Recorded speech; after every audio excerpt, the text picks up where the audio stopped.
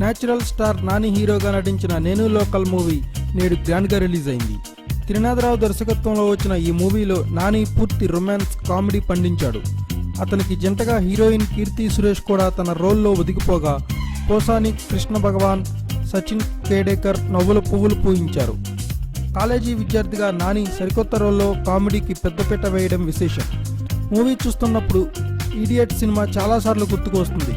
ఒక సాధారణ కుటుంబానికి చెందిన యువకుడు డబ్బు గల అమ్మాయిని ప్రేమించడానికి చేసిన ప్రయత్నంలో ఎన్ని సమస్యలు ఎదుర్కొంటాడన్నదే ఈ మూవీ థీమ్.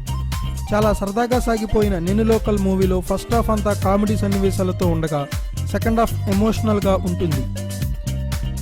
సంక్రాంతి తర్వాత వచ్చిన ఎంటర్టైన్మెంట్ చిత్రం కావడంతో ఈ మూవీపై ప్రేక్షకుల్లో సైతం మంచి పాజిటివ్ ఫీలింగ్ రావడం అనేది సినిమా సక్సెస్కి కారణమయ్యే ఛాన్స్ ఉందని అంటున్నారు.